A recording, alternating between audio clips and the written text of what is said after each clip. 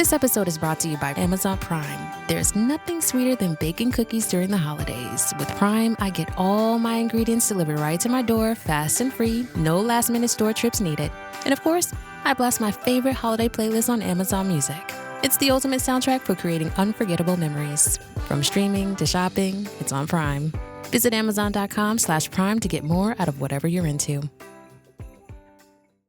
Hey, it's Austin James. If you're like me, trying to live your best life while living with diabetes, you can relate to worrying if you're doing a good job managing your diabetes. I use the Freestyle Libre 3 Plus sensor to get real-time glucose readings and see the impact of every meal and activity to make better decisions. The Freestyle Libre 3 Plus sensor can help me live life with diabetes on my own terms, and it gives me more time for the things I love, like being a dad and a musician. Now this is progress. Learn more at freestylelibre.us. For prescription only. Safety info found at freestylelibre.us. Chronic migraine is 15 or more headache days a month, each lasting 4 hours or more. Botox, onabotulinum toxin A, prevents headaches in adults with chronic migraine. It's not for adults with migraine with 14 or fewer headache days a month. It prevents, on average, 8 to 9 headache days a month versus 6 to 7 for placebo. Prescription Botox is injected by your doctor. Effects of Botox may spread hours to weeks after injection, causing serious symptoms. Alert your doctor right away, as difficulty swallowing, speaking, breathing, eye problems, or muscle weakness can be signs of a life-threatening condition. Patients with these conditions before injection are at highest risk. Side effects may include allergic reactions, neck and injection site pain, fatigue, and headache. Allergic reactions can include rash, welts, asthma symptoms, and dizziness. Don't receive Botox if there's a skin infection. Tell your doctor your medical history, muscle or nerve conditions, including ALS, Lou Gehrig's disease, myasthenia gravis or Lambert-Eaton syndrome, and medications, including botulinum toxins, as these may increase the risk of serious side effects. Ask your doctor and visit BotoxChronicMigraine.com or call 1-800-44-BOTOX to learn more. Thanks for choosing this free Anfield Index podcast. If you'd prefer to listen to this or any of our other shows without adverts, then now's the time to check out Anfield Index Pro. With AI Pro, you can supercharge your entire listening experience. You'll not only get all of our podcasts without the ads, but you'll have them far faster with our Quick Publish feature available exclusively for subscribers. AI Pro also puts you in the heart of our sound studio, with an option to listen to many of our shows live and interact with the podcasters in real time as the shows are recording. Upgrading couldn't be easier. AI Pro is available on all popular podcast platforms. Just head on over to AnfieldIndexPro.com and get started today. Hello and welcome to AI Scouted. I am not Dave. He is still skiving this week, but I am with Carl. How are you doing, Carl? In the place of Dave, or rather in the absence of Dave, I can be whichever one you prefer. I can be angry at lots of things, or I can be despicably horrible to certain individuals, or I can just bring up Dejan Lovren for no reason. What would you prefer? I think we'll go with the Lovren. Yeah, why not? You know, we'll work him in the show. Yeah, we'll work him in the show. He'll appear at some point. It'll be an exciting interlude. Where is Lovren nowadays? Don't jump the gun. Oh, okay. We'll figure it out. But we're going to do, obviously, Fulham today, but we're going to have a quick look at the Champions League. I'm on the Euro show after this one, so I won't touch on it too much. But we always like to have a chance to laugh at certain teams, so Carl's going to just do that. But we obviously played on Tuesday, Carl. Just a quick recap of Girona. Your thoughts on the game from Tuesday? It was a good basketball game. It was one that I was sadly absent for. I think that might be the first game I've missed this season and not actually watched back. I was keeping up to date with it, but I was otherwise. Well, you missed it. You missed a classic. Yeah. I mean, it looked like Ali had a fine return to action, which was nice to see, obviously. Make sure that leg is fully extendable. I think he's proven that. I mean, kind of what we said before the match took place, to be honest. Just wanted them to get through, get the win, and just be done with it. And it doesn't matter too much how that happens. So 1-0 with a penalty doesn't sound stellar, but it looked like we created a good few chances. Darwin obviously also had a couple of decent ones. Obviously, I just watched the highlights the next day. You can tell me a bit more about our overall performance, but it kind of looked a bit more open than we would expect. And Slot obviously wasn't happy with his comments post-match. Yeah, I think the openness was probably mainly down to the midfield more so than anything. I think Dom worked hard, but obviously he's starting a bit higher. So he couldn't really, well, it's not his job to track runners all the way to the box, but for instance, I think Daley Blinn's air swing chance, that Curtis Jones just didn't track him into the box. Gravenberg's defensive work wasn't too good. And I think we did tinker with it a bit in the second half, maybe after the first 10 minutes or so, or maybe just after we scored and it kind of drained the life from them a bit. But I think almost similarly to the Newcastle game, obviously Girona aren't as good as Newcastle, or aren't as good as Newcastle's ceiling, it's probably a better way to put it. And they didn't really punish it, whereas Newcastle did a bit more. But I think it was one of those games where I think it showed that we missed McAllister, because I think he dovetails a bit better with Gravenberg in terms of defensive work. But that was probably my main issue. Obviously, I don't want to go on about the Darwin debate that's currently going around, but we probably will when we get to the starting 11 discussion for the Fulham game. But yeah, it wasn't a great game. The attack didn't really click. Darwin had a couple chances, didn't really take them. Diaz didn't get into the game too much, and that just meant Mo Salah had 3 people on him for most of the game. So it was kind of disjointed, but Alisson's back, and that's the best takeaway from it, really. What did you make of, should we say, again, a lack of changes? That was my big surprise from the game. Like very, very few subs again from Slot and just the usual faces. I maybe was surprised beforehand, but when you looked at the bench, there was no one really there other than, who was it, Harvey Elliott and Gakpo, who you'd probably, and we don't even know if Harvey Elliott is one of the trusted lads yet. I assume he will be, because he's obviously been talked up quite a bit, but Gakpo was the only other one out in first team rotation, and Keller obviously, but you don't sub goalkeepers. I maybe expect, before the game I was probably thinking maybe we'll see like Morton or Endo start, but I wasn't really surprised considering the game at the weekend didn't happen, so keeping the rhythm and the whatever the sports scientist term is, the load, that's probably the word. Yeah, I wasn't too surprised. Gravenberg maybe looks a bit tired. This is probably the most minutes he's probably played since Ajax, if not ever. So maybe he could do with a rest, but obviously McAllister was suspended, so we couldn't really do that. Same for the weekend, obviously. So I wasn't too surprised. It would have been nice to see, say, James McConnell come on for a little bit, because he was really good last season, I thought, but he's only just come back, so it's just nice to have him on the bench, I suppose. But the game was tighter than it should have been, so maybe Endo, the experienced one, was more of a sensible decision. But no, I mean, I think if I remember correctly from Raw, they had 4 more people on the bench. I have no idea how good their bench was, but like, just show we had 2 goalkeepers, and it kind of showed the injuries injuries and suspensions are topping up at the minute. So I wasn't too surprised we went full strength. But when it comes around to Lille and PSV, I want to say, I'd probably expect a few more under 21s in there.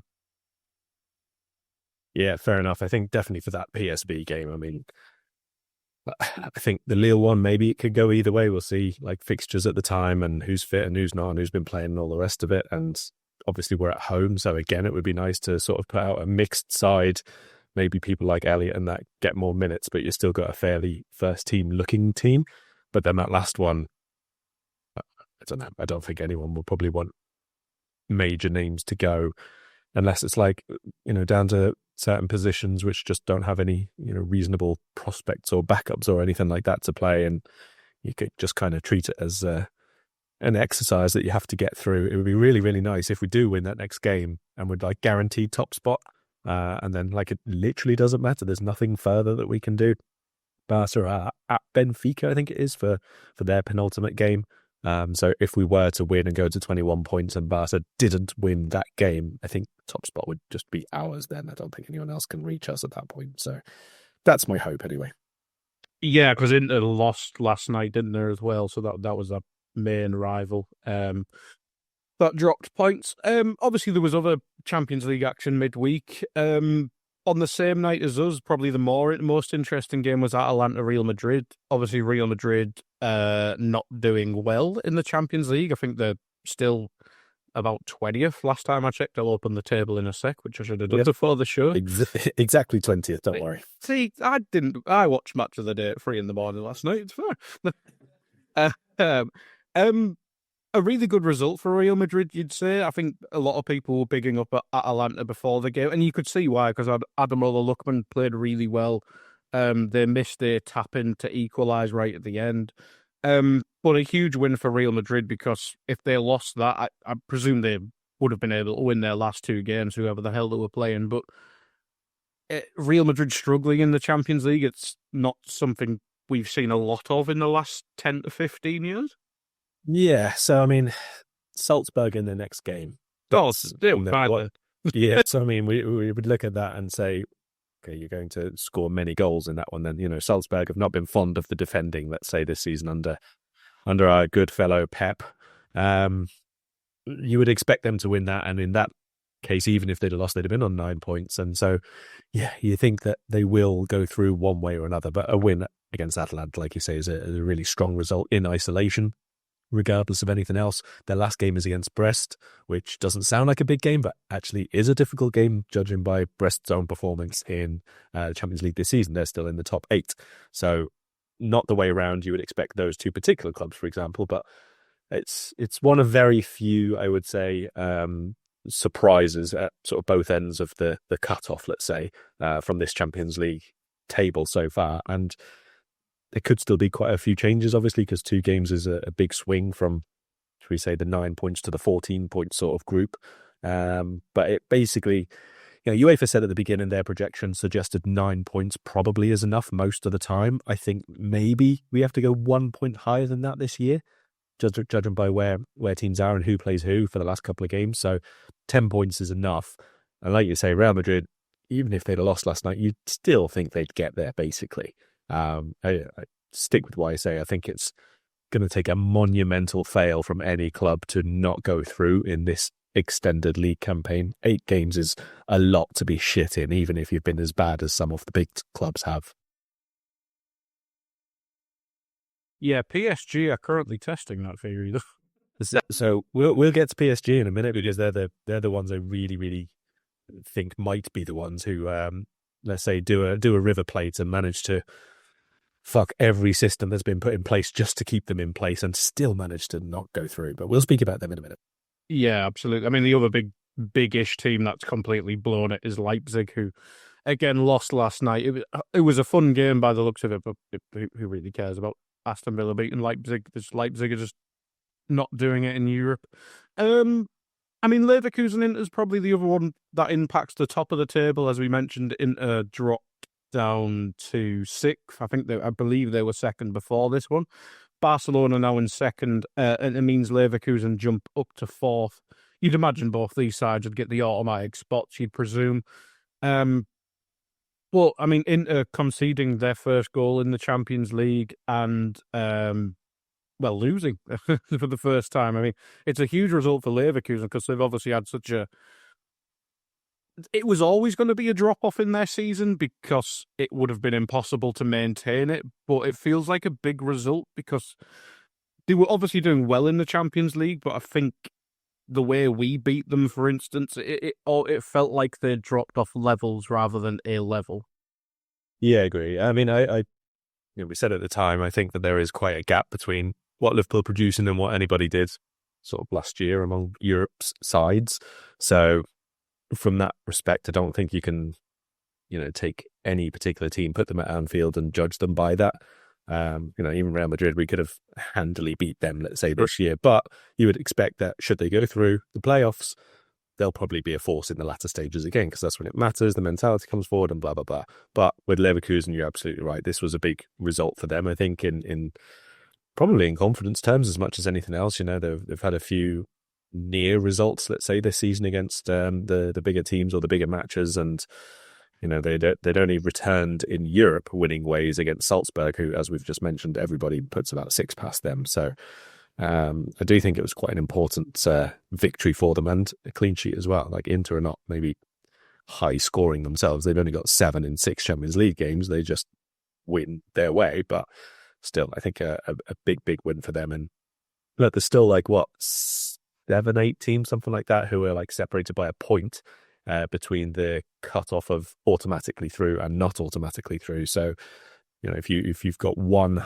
half decent match left and an easy one, and then Inter was your really hard one left, and you've come through it and win it, I think Leverkusen will be very, very much looking forward to an automatic progression now. This episode is brought to you by Disney Plus. Game on, because ESPN Plus content is available on Disney Plus. You can watch your favorites from Disney Plus, Hulu, and ESPN Plus together like never before.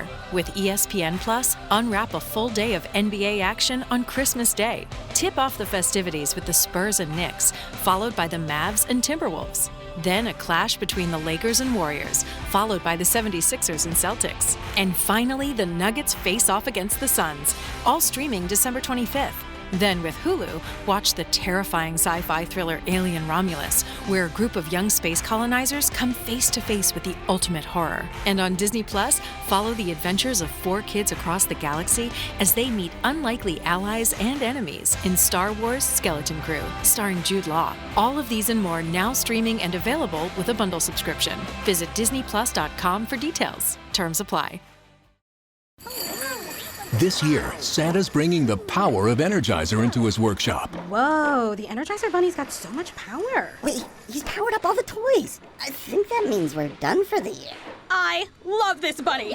He's the hardest working helper the North Pole has ever seen. And he wants all your gifts to have the power of the #1 longest lasting AA battery. So this holiday season, stock up on Santa's and the elves' favorite battery, Energizer Ultimate Lithium. Add excitement to your holidays with Ohio Lottery Holiday Scratch-Offs, including $1 holiday cash and $5 holiday lucky times 10, or holiday bonus millions with a 200 times multiplier and a $2 million top prize. Plus, enjoy second chance drawings where you can win 10 times, 100 times, or 1,000 times the price of your ticket. Scratch-Offs make the perfect gift, and best of all, there's no wrapping required. Lottery players are subject to Ohio laws and commission regulations. Play responsibly. We know you have a lot on your holiday to-do list. And at the UPS Store, we're here to help. With our pack and ship guarantee, your gifts will arrive intact or you'll be reimbursed. Got holiday cards to print? We're also the premier printing store. We've got everything you need for every way you holiday. Visit the upsstore.com/guarantee for full details. Most locations are independently owned. Product, services, prices, and hours of operation may vary. See Center for details. The UPS Store. Be unstoppable. Come into your local store today. Yeah, absolutely. Absolutely. Let's quickly mention PSG. Well, they beat Salzburg. The game itself isn't too interesting. The struggles, though, are interesting. And I'll let you talk about them, Carl, whilst I answer the door. Fine dovetailing there. So PSG, as it stands, so for people who haven't seen the table or can't remember, it's 24 places, basically, to have a chance of going through to the next round. PSG currently sit 25th, so they are below the cut-off line. They're 1 point below Man City, PSV Eindhoven, and Dinamo Zagreb. So that's not insurmountable in and of itself. The problem for PSG that they've got is that their 2 remaining Champions League matches, the first one is home against Man City. Obviously, that's going to be difficult in and of itself. No guarantees that they'll win that. I know Man City have been terrible, but this game doesn't take place until near the end of January. So there's a bit of a gap now for City to either sort themselves out. They might find someone in the transfer window, obviously. Lots and lots can happen before that. So PSG are not going to have an easy route to victory in that game. And their last match for Paris Saint-Germain is away to Stuttgart. Now, Stuttgart are, at the minute, exactly the same points as Paris Saint-Germain and 1 place below them, just on obviously goal difference. Again, I wouldn't say it's an easy game in the slightest. Away from home obviously makes it even more difficult. Stuttgart themselves, after a really, really good season last year in the Bundesliga, we've spoken about them before, not quite as flying. They're 8th at the minute, but there's only like 1 point between themselves and 5th. So they are still on the verge of further European football, quite possibly Champions League football again. At home to PSG, if that game comes down to just basically being a shootout, I'm not sure I'm backing PSG to do the job here, just purely because we've seen the mentality of them in Champions League games this year. We've seen the quality of them in Champions League games is really lacking this year. Going 4 matches in the competition and just drawing once, and that was at home to PSV. that's pretty shoddy. Like, they haven't had... I don't need a VPN. I've got nothing to hide. Ha. This is what I used to tell myself before I hooked up with LibertyShield.com. Not only is my home internet now fully encrypted, but I can now access all the websites I want, whenever I want, and do so from absolutely anywhere. As a Liverpool fan, I love to know I can now watch every match, regardless of whether it's on UK TV or not. My Liberty Shield VPN makes sure nothing is blocked and guarantees me super fast streaming speed throughout that match. You can get connected right now with their software package, which includes a 48-hour no-obligation free trial and instant access to their apps for Apple, Android, Fire TV, PC, Mac and Android TV. Or go a step further like I have and get one of their pre-configured VPN routers. These small but powerful devices allow you to easily connect every device in your home to VPN, making it the perfect solution for smart TVs, Mac boxes and games consoles. Visit LibertyShield.com today and use coupon code AIVPN25 to get 25% off at checkout. Easy fixtures for some of the other ones. I get that, I accept that, but you would still expect them to take more points than they have done. A narrow win over Girona, defeat to Arsenal, which was a pretty wimpy performance. The draw at home to PSV, that's a poor result.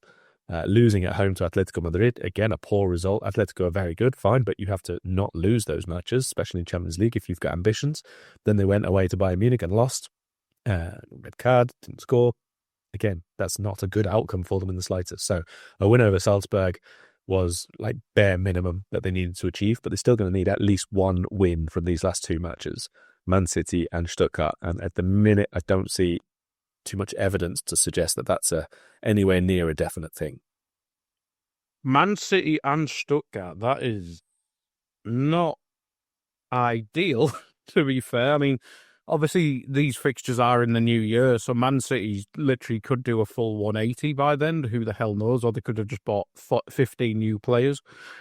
That's not great. I mean, in terms of table, PSG aren't even in the qualifying thing, top 24 at the minute. They're currently sat 25th on 7 points. So, yeah, you'd imagine they didn't need at least one win from the last two, as you said. I think one win gets them through. Yeah. One win gets them through, but the same could be said for Stuttgart. Like, if Stuttgart beat PSG, they're through, I would imagine. Paris Saint-Germain, I mean, they could get through with 2 draws. They could, but I don't know that they absolutely will. And if you're Stuttgart, I think you just go all in on a win for your next game and just hope that that's enough. And they're away to Slovan Bratislava. Away is difficult. Slovan Bratislava is not. They haven't got a point yet. So, you know, you could go into that last match. It's an absolute shootout, but all stacked in favour of Stuttgart. And they're at home. They could set up camp and just defend for their lives. And then they're suddenly on 10 points. PSG are out. Yeah, and Man City are in need of a win as well. So that doesn't really help. It's not like it'd be Man City coasting with a side there. But let's move on to Man City. Obviously, Wednesday night game, probably the biggest one there. Juve 2, Man City 0. Going off the highlights, it looked like Man City had the chances. Also, I think Haaland missed a 1v1 and there was a couple of us to equalise later on. But, I mean, looking at the goals they conceded, there's players in that Juve side I don't know. And one of them is called Gatti, and he's doing a bicycle kick in unmarked in the Man City box. What the hell's happened to Man City? It's funny, but it's actually interesting though. It is. I mean, I do think that there's a real lack of. It's nothing to do with what I think. We can see this. It's very evident. There's a lack of belief and understanding, and all the mentality stuff, right? So all of that stuff where you just play routinely and and you're confident and all the rest of it, all of that is obviously gone because they've been on a really, really crappy run. That's understandable. But also, I think the other side of the mentality game where you've got, let's say the fight and the heart and the spirit and people working for each other and just people working, whether it's for each other, the team, or just doing their job. I don't see that for City at the minute.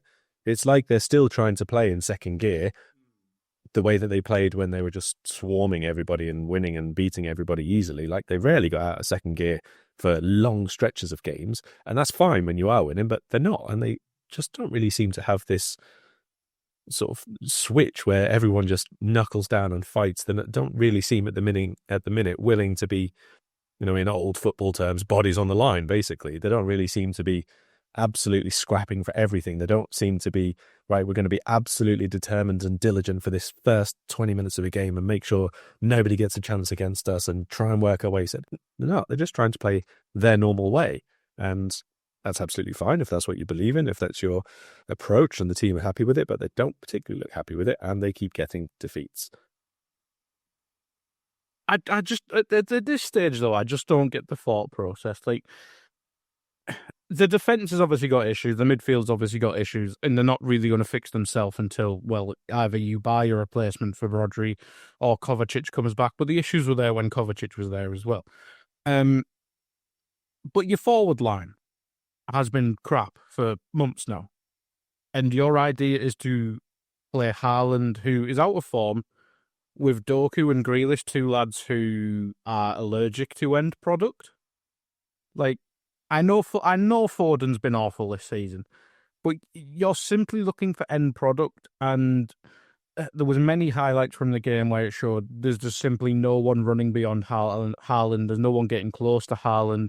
I think there was a certain clip where Haaland put a ball across the box, and there's literally not a single Man City soul in there. Surely, at this stage, you just got to say to Foden, basically, you're a number 10. You're going to just follow. You're just going to use the space Haaland creates for you. But there's no question where the answer is playing Doku and Grealish. I just don't see the logic in that. And that's me, a person on a podcast talking about Pep Guardiola, one of the best managers, if not the best manager in football history. But there's just zero logic to that to me. Agree, but we also have to accept that this is a situation that he, as the greatest manager the world has maybe ever seen, or certainly in this era or whatever, has never had to deal with.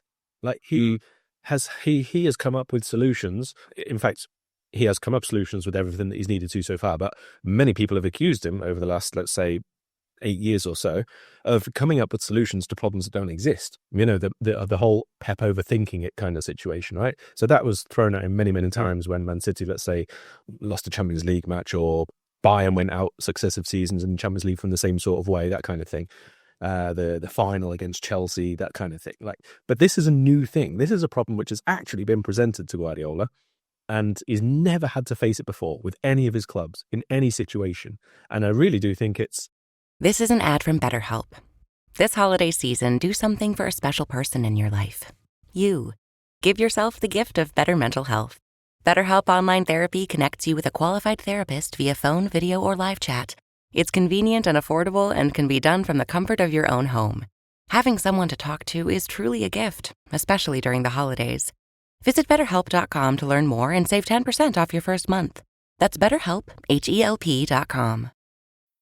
Give sport with gifts from Nike. From the retro Vomero 5 sneaker designed with Zoom Air cushioning to fleece engineered with lightweight warmth and next-level comfort, we have the perfect gift for any athlete on your list. Shop now at your nearest Nike store. When you share your food, you share your heart. So what's on your table this holiday season? Save on your festive feast at Kroger with delicious deals on all the holiday classics. Or wow the crowd with something new, like a quinoa stuffed butternut squash. It's sure to add a pop of color to your spread. How about a sweet potato casserole with a crunchy oat streusel topping, made with care for the sweet tooth and the savory tooth? With Kroger, fill your table with love and watch as your guests' hearts get as full as their bellies. Kroger, fresh for everyone. Time to move? Skip the hassles of selling during the holiday season and sell your home directly to Opendoor. Request an all-cash offer in minutes, close, and get paid in days. You can even pick your close date so you can move after New Year's. Start your move at Opendoor.com or download the Opendoor app. Opendoor is represented by Opendoor Brokerage Inc., license 02061130 in California, and Opendoor Brokerage LLC in its other markets. Terms and conditions apply. It's a lot more than obviously we're seeing, because we can only see on the pitch.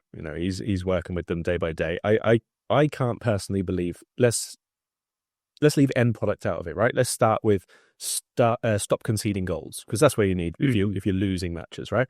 I can't personally believe how he works every single day and sees every single one of these games, and he's got all the analysts and he's got all the coaches and all the rest of it, and none of them are going, you've got someone there in defence, often wearing the captain's armband, who is committing so many individual errors. Yeah. So at the minute, when you are defending poorly, when your team is not working well, why are these individuals have to be involved every single game?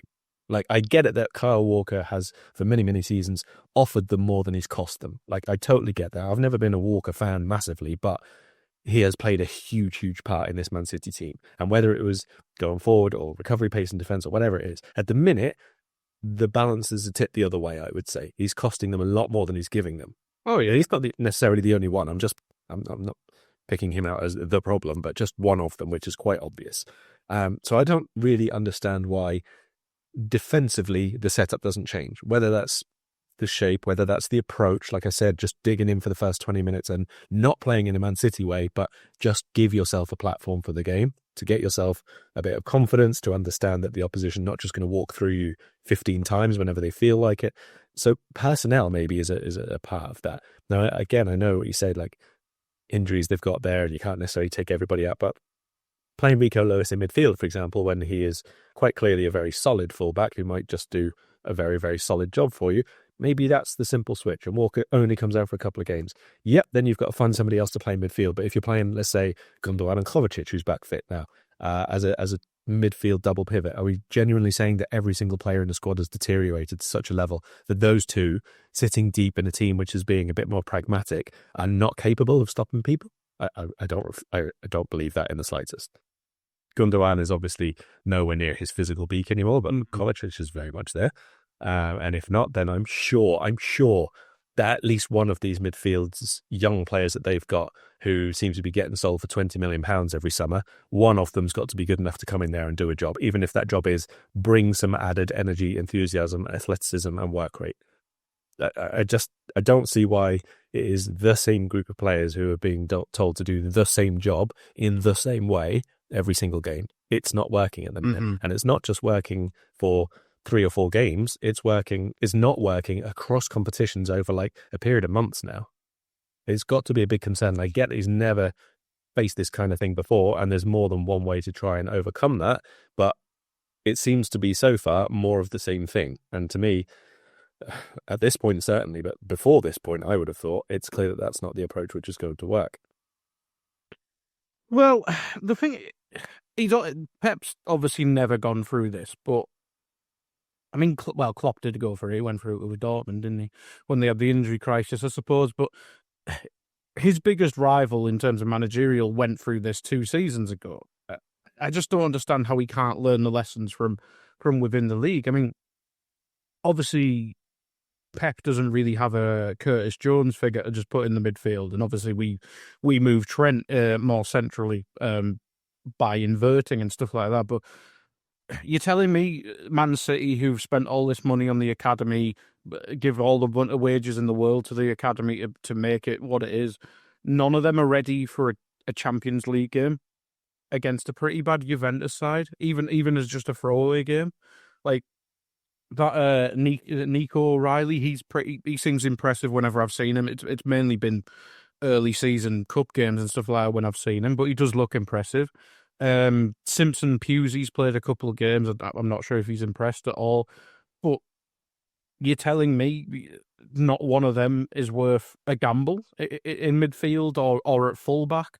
Like, Rico Lewis is playing out of position, either as a left back or as a midfielder, as you said, whilst Walker's stinking up the place. Like, you're telling me there's not a young fullback in there who can simply just not be awful?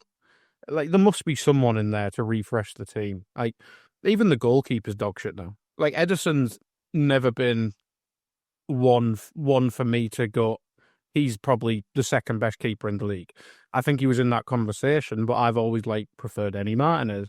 But now, I mean, yesterday, the save on the overhead kick from Gatti was kind of weak.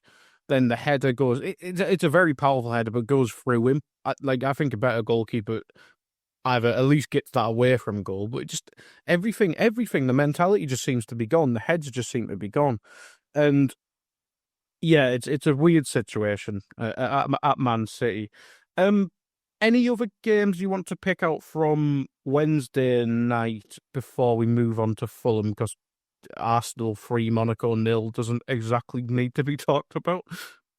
No, not much. I think AC Milan getting a quite late winner is interesting. Yes. At least he keeps it interesting at the top. They're one of the teams who are only 1 point off the automatic spots. So it's Arsenal, Leverkusen, Villa, Inter, Brest, Lille, Dortmund, Munich, Atletico Madrid, and AC Milan. All of those are only separated by 1 point at the minute. So, you know, the big interesting thing in terms of the Champions League coming to a close at this group stage or the league stage is who gets the top 8 spots and who just goes into the playoffs. And that's a lot of teams for not quite enough places. Obviously, some of them are really, really big and some of them are going to miss out and be disappointed with that. So by the same token, I would say that Barcelona's win over Borussia Dortmund was huge in that regard. It's an away win. They'd been pegged back a couple of times and then they still went on and won it very late on.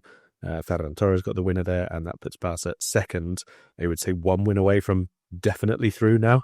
Definitely through as you know, a top 8 finisher. But as we said before, they are really the only ones in touching distance of Liverpool even at this stage. So if they don't beat Benfica, they'll still probably finish second, but hopefully that means Liverpool top the group as well. Yep, absolutely. In terms of topping the league, we return to Premier League action, weather depending. With Fulham, I believe it's a 3 o'clock kickoff, I'm pretty sure. It is. Indeed, that's probably something I should check before doing a preview of the game. General thoughts on Fulham, obviously doing really well. Had a bit of a weird summer in terms of losing Paulinho, who inarguably was their best player in recent seasons. Smith Rowe was the big summer signing. Sander Berg obviously replaced Paulinho. But other than that, I mean, Anderson's obviously done well, but I think he's injured. I'm not sure if he's suspended. I'm not sure if he's available for the game. I will check that. But I mean, hell of a season so far from Fulham. Obviously frustrated Arsenal at the weekend, currently sat in 10th on 23 points. It's just a typical Fulham season. They surprise a few teams, but ultimately they just live in mid-table. I mean, yes, but I think they're slightly better than that at the minute. Yeah, slightly above that. Like it is only like what before the Arsenal game, I think they were 6th, was it, or 5th, or something like that. But it's very, very congested around there. So a 1-1 draw against Arsenal is a really good result. But they went down at the table like 3-4 spots as a result of it. That's just, you know, a condition of how the congested table is at that end at the minute. So it's a bit similar to where we were just talking about all those teams looking for top 8 in the Champions League. Well, at the minute, Fulham 23 points in mid-table, but Nottingham Forest 25 points in 5th, like a potential Champions League spot. So it is really, really congested, and Constantine, and it only takes one bad result to sort of drop out of contention. I mean, you look at Brighton, what were they? They had a chance to go second on a Friday night game. I think so, yeah. And now, 3 games later, they are 7th. Like, it's quite a big swing, even though it's not a lot of time or not too many terrible results kind of thing. Hey guys, it's Eddie Gibbs from Anfield Index here. I hope you're enjoying this podcast, and I'm sorry to call time on the show before it ends. In the current climate, it's tougher than ever before to offer podcasts for free. At Anfield Index, we produce over 75 free shows every month, which I'm confident is unparalleled in the LFC sphere. Whilst we'd love to offer everything for free, the production costs now make this impossible. That said, we don't want to follow the model of other channels and lock all of our content behind a paywall. So what we've decided to do is to continue offering every show for free, but cut that offering to 30 minutes on our longer shows. So to get all of our shows in full and enjoy the best of everything we have to offer, we really hope you'll consider supporting the channel and signing up at AnfieldIndexPro.com. For about the price of 1 cup of coffee, you'll get every podcast in full with 0 ads. You'll also get access to our LFC VIP community, where you can enjoy live podcasts, engage with our podcasters, and chat with other Reds in real time. So that website again, AnfieldIndexPro.com. Join today. This podcast is part of the Sports Social Podcast Network.